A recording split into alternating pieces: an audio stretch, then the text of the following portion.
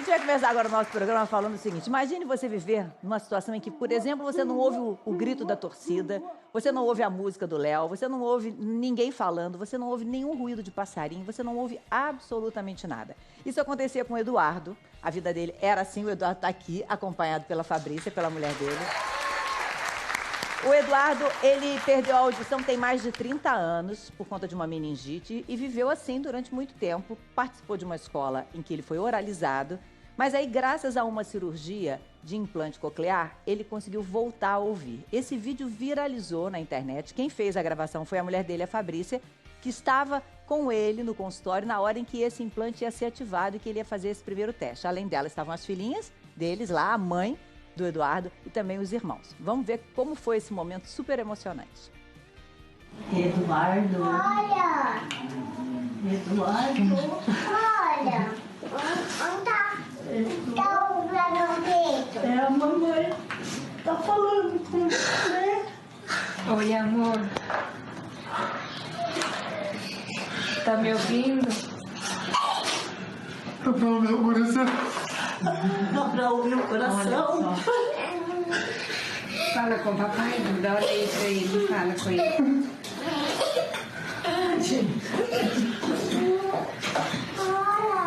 Pode aumentar um pouco. Não pode aumentar um pouco.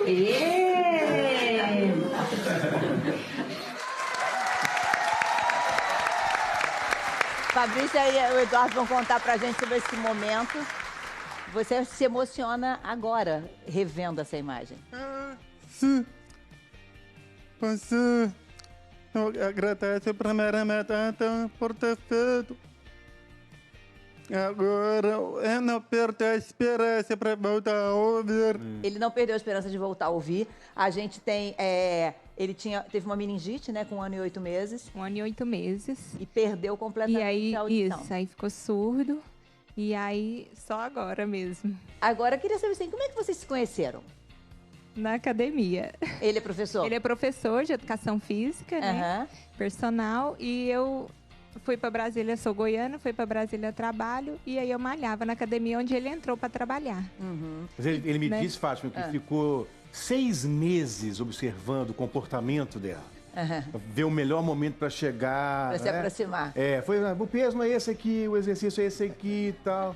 Na verdade, eu tô querendo namorar você. Ali no meio foi a história, foi sendo contada. Você sabia que ele não ouvia? No primeiro momento, não. Não percebi, porque eu não tive contato com pessoas com deficiência auditiva, nem na minha infância, nem na família. Então, assim, mas depois ele foi e me falou. E você percebia que a voz dele tinha uma diferença. Isso, eu percebi na primeira vez. Aí eu achava estranho, mas eu não quis perguntar. Depois ele foi e me falou, né? Eu achei interessante porque a gente está recebendo aqui o doutor Faez Barmad Júnior, que foi o responsável pela cirurgia, que é uma cirurgia de reabilitação, na verdade, da colocação do implante. O que está me impressionando muito é porque ele, durante a vida toda, fez leitura labial. Mas agora, ele está olhando para ela, eu falo, e ele responde mesmo de costas para mim, né? Isso, bem, bom dia a todos. Bom dia. Muito um prazer estar aqui, Fátima Bernardes, estar presente com todos aqui no sofá. Então, é importante a gente falar sobre o implante coclear. É uma oportunidade de reabilitação auditiva para todas as pessoas que nos assistem. É importante a gente fazer um sumário rápido, um resuminho rápido, que pacientes que têm perda de audição leve e moderada até severa, o aparelho auditivo é uma excelente opção para que eles voltem a ouvir e uma forma de reabilitação auditiva adequada. No caso do Eduardo, o aparelho auditivo não era o suficiente. O implante coclear ele está destinado a pacientes portadores de uma surdez profunda em ambas orelhas. Então ele usava aparelho auditivo, ele fez fonoterapia, mas isso não era o suficiente para ele. E no caso dele, o que chamou a atenção é que ele, com 1 ano e 8 meses, ele teve meningite, evoluiu com ossificação da cóclea, que é o órgão da audição. Isso, naquele momento, impossibilitou ele de ser reabilitado. A opção do implante coclear já existia, era algo inovador, estava começando no Brasil. E naquele momento, por causa dessa ossificação, infelizmente ele não teve a oportunidade de ser reabilitado. Mas isso foi um sonho dele, ele nunca desistiu.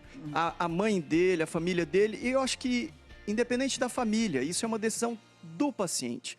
da pessoa. É a pessoa quem tem que escolher o que ela deseja, se voltar a ouvir ou não. Ele sempre sonhou em voltar a ouvir. E ele continuou lutando por isso. Ele foi meu professor de educação física há 10 anos atrás.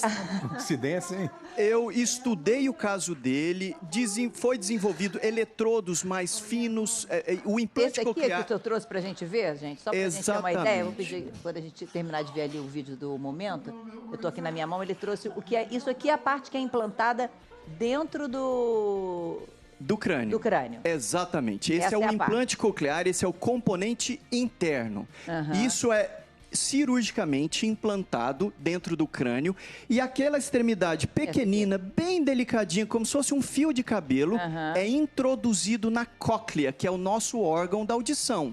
No caso dele, a cóclea dele era parcialmente ossificada e isso o tornou não candidato naquele momento. Sim. Mas ele lutou muito por isso, fez fonoterapia, usava aparelho auditivo e chegou o momento que a tecnologia avançou muito.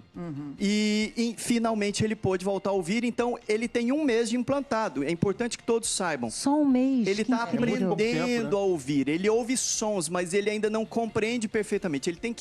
Ele tem que fazer muita fonoterapia e isso é para todo mundo que é submetido a essa cirurgia. O implante coclear é uma cirurgia fantástica e que mudou a história da medicina e a história da humanidade. Transformou pessoas que antes eram destinadas a serem... não tinham o acesso à linguagem e à fala e hoje... por causa dessa cirurgia, que é considerada pela Organização Mundial de Saúde uma das que mais melhorou a qualidade de vida do ser humano, ele tem opções. Deixa eu ver de com a voltar Fabrício, o que ouvir. ela percebeu de mudança, o que vocês perceberam de mudança na vida a partir do momento que ele passou a ouvir? O que eu percebi a mudança da minha vida. Eu escutei muito as vozes da minha esposa. As vozes da esposa, né? Quando eu estava numa cena, estava muito silêncio. A minha esposa estava dormindo no quarto. A minha filha estava dormindo no outro quarto. Estava silêncio. O meu cérebro estava precisando ouvir. O cérebro precisava ouvir. Ele disse que a mulher dormindo dentro do quarto. Quando eu cima no quarto, agora Fabrício, põe alguma coisa pra Acorda! Fala, por favor, que eu não quero ficar no silêncio. Ele falou, te amo. Falei, mais uma vez, te amo. Mais uma vez, te amo. Ou seja, ele é um pai que não reclama quando as meninas estão fazendo barulho em casa, não é isso? Não, nem um pouco. Não nem tem um pouco. nenhum problema. Não é muito impressionante? Porque assim, eu fiquei imaginando que seria como se ele estivesse ouvindo a gente, por exemplo, eu não entendo nada de russo. Se alguém estivesse falando russo para mim, porque ele começou a perceber o som, mas ele não decodificava, né? Não ligava uma coisa a outra, né? Aquela palavra, o que era, né? Mas deve ser realmente impressionante, né?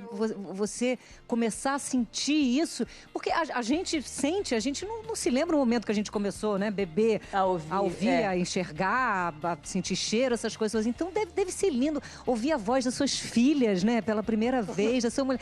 Isso deve ser uma das coisas mais emocionantes da vida, ouvir uma né? música, né? Assim, pra você ter a chance de ouvir pela primeira vez alguém cantando, tocando, o som de um instrumento. Ele fez com 30 e poucos anos, mas a gente recebeu aqui no programa em 2003 um menininho, na época ele estava com 4 anos, tinha acabado de fazer o implante.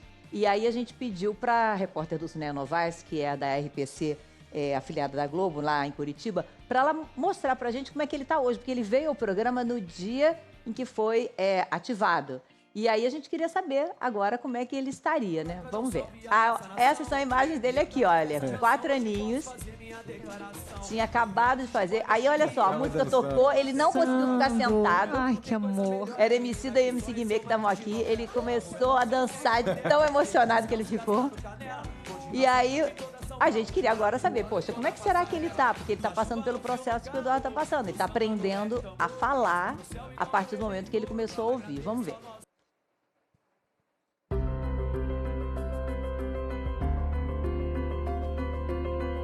Ouvir já foi um grande avanço, mas precisava mais. Precisava que o Enzo aprendesse a falar, a desenvolver a comunicação, a entender as palavras e associar as palavras aos objetos. Por isso, a família se mudou aqui para Curitiba, onde tem uma escola especializada nesse tipo de atendimento. Moeda. Moeda. Moeda. Enzo tem, diariamente, aulas para desenvolver o aprendizado da língua portuguesa. Pomada, muito bem. É uma criança que está desenvolvendo bastante, existe um pouco da dificuldade na fala, mas é um processo que tende a melhorar, né? A fala dele tende a melhorar. Hoje a gente pode dizer que o Enzo é uma criança praticamente alfabetizada. Outra dificuldade encontrada pela família foi matricular Enzo numa escola que tivesse programa de inclusão para surdos. Mas conseguiu neste colégio, onde ele cursa atualmente o 2º ano do ensino fundamental. Na sala de aula, atendimento personalizado. 2 vezes por semana, atividades individuais na sala de recursos do colégio. Tudo para desenvolver a fala. A evolução, ela é muito visível e isso nos deixa muito felizes. Aos 8 anos de idade, Enzo é um menino alegre, expansivo. A gente deixa ele aqui feliz da vida, com o coração tranquilo, sabendo que ele está adaptado, sabendo que ele está efetivamente aprendendo, né? E volta feliz para casa, rotina bacana. Cada palavra aprendida e vocalizada é uma vitória.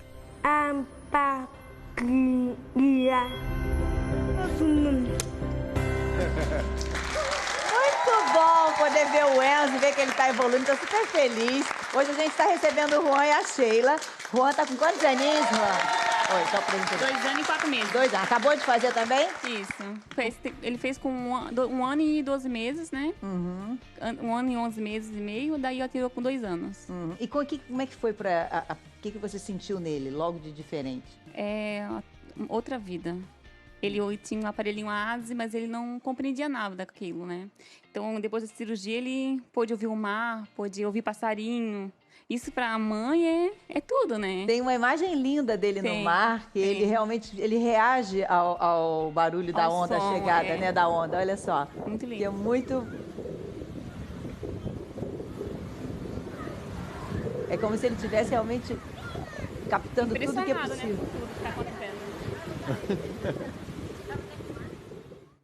E você nota isso o tempo todo nele?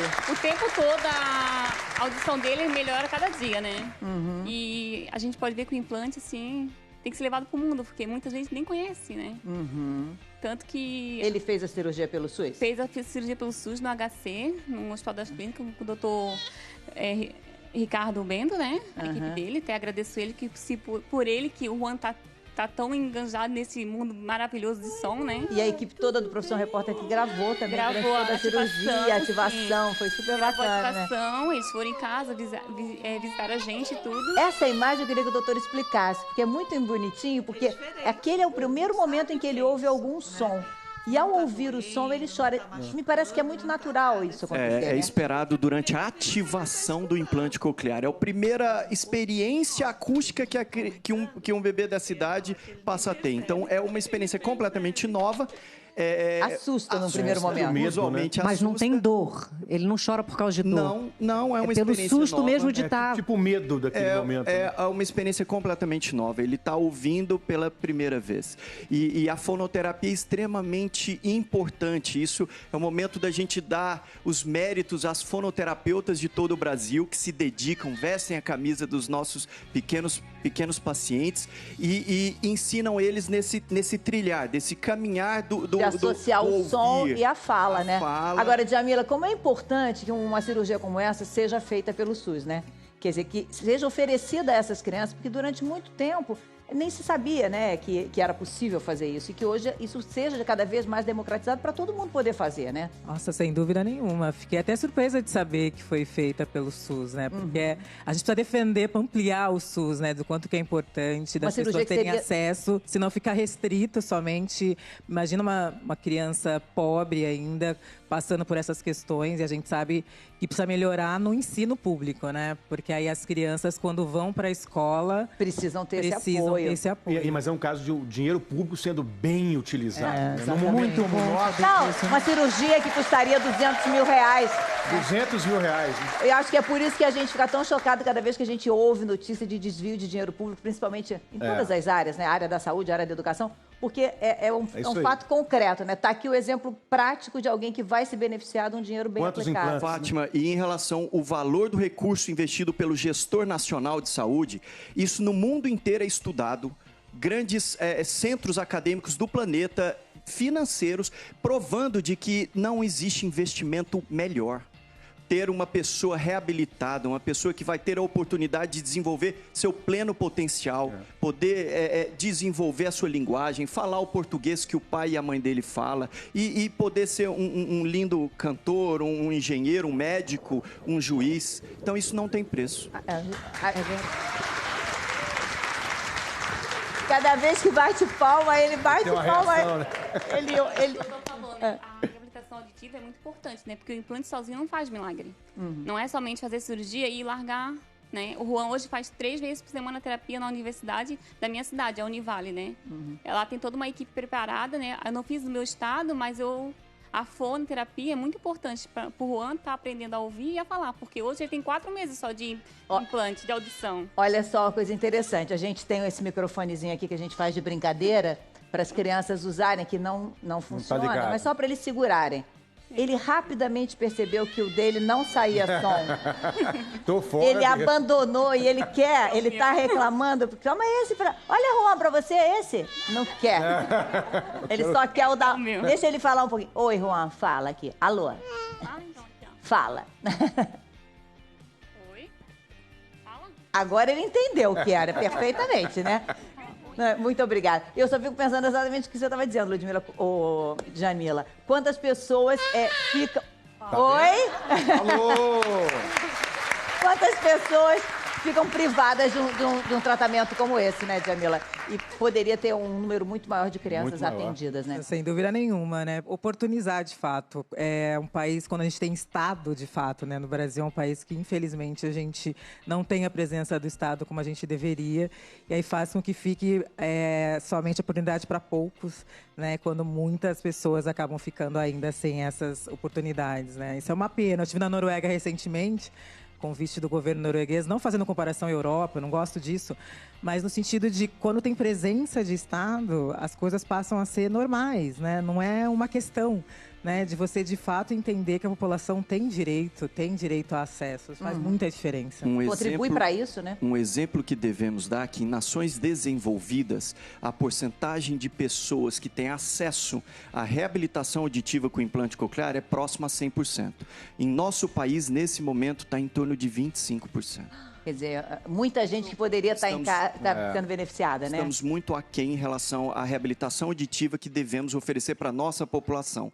E o pior é em relação aos aparelhos auditivos também. Temos casos de pacientes, crianças, que esperam anos na fila para receber um aparelho auditivo. Então, isso não pode acontecer. Sem falar o que a Jamila falou depois na escola, né? Que aí a criança chega na escola e não tem aquele acompanhamento que seria necessário para esse desenvolvimento. E é claro que fazer essa operação mais cedo é muito melhor para adaptação, para tudo, né? Com certeza, Débora, com certeza. Porque... Fátima, importante saber que neste momento, na Câmara dos Deputados, existem leis, mas essas leis não estão cumpridas, não estão sendo cumpridas. A Associação Brasileira de Otorrinolaringologia tem lutado para criarmos mecanismos de fazer com que essa lei seja cumprida e que a população tenha acesso à saúde auditiva como em outros países organizados. Temos exemplos de países subdesenvolvidos como o nosso país, com PIBs muito menores do que o nosso, mas são organizados e a população tem acesso à reabilitação auditiva. Algum país que você possa citar, por exemplo, a gente tem uma margem de comparação? Na América do Sul, por exemplo, na Argentina, que é uma realidade muito parecida com a nossa. São países que têm uma economia até semelhante, só que os gestores estão mais preparados para oferecer com que a população tenha acesso à reabilitação auditiva. Então, nós estamos lutando por isso. Oi, Léo. Doutor, você tinha falado no início... Bom dia. Você tinha falado no início da entrevista que ele tinha acabado de... Tem um mês apenas que ele fez a ativação. Exatamente. Então, isso quer dizer que quanto mais tempo ele praticar com fono e fazer a terapia, a dicção a melhorar. Vai melhorar. Ele, nesse momento, ele faz um abraço lá à nossa equipe de fonoterapeutas, a Fernanda, a Carolina, a Maíra, que cuidam dele. Ele vai dedicar 2 ou 3 vezes por semana, momento da vida dele, para melhorar a qualidade de linguagem dele. Neste momento, ele ouve, mas não compreende. Ele precisa se dedicar nesse novo caminho da audição. Há uma curiosidade, devido à idade. Uma criança de 2 anos e 4 meses que ela falou, ele já deve ter 30 e poucos anos. 35. A dificuldade para ele é maior do maior. que para aprender, sim. É muito maior. O caso do Eduardo é um caso atípico. É um caso raro de uma pessoa que lutou pelo seu sonho, não desistiu da sua linguagem, do seu sonho de falar como os irmãos dele. Ele não desistiu de falar. Ele é professor. Ele se graduou e é professor. E fala muito bem português. Ele tem um vocabulário fantástico porque ele lutou por isso. E faltava a audição. E hoje ele alcançou isso. Olha, a gente está super feliz de receber você aqui. Eu acho que ele vai ter 2 professoras ótimas, são as filhas em casa. Muita prática, não é? todo dia. A criança vai praticar direto, não vai ter muito. dificuldade. E que você continue evoluindo cada vez mais. Muito obrigada. Eu agradeço a minha mãe, gratidão. Abraço a minha mãe. Por tudo que na minha com muito amor. Disciplina. Muito amor, muita disciplina. 1 ano e 8 meses. Perdeu o céu. Depois de 33 anos, minha mãe falou no meu ouvido: Eduardo, Eduardo, Eduardo. E a mamãe está falando, entrou no meu ouvido. É uma emoção muito Depois de 1 ano, minha vida. Muito obrigado, mãe. Ele agradece a mãe. É muito emocionante o agradecimento que ele faz à mãe por não ter desistido, né? E ele, desde 1 ano e 8 meses, só 33 anos depois, voltar a ouvi-la chamar pelo nome dele. Muito obrigada por terem dividido a história de vocês com a gente. Obrigada.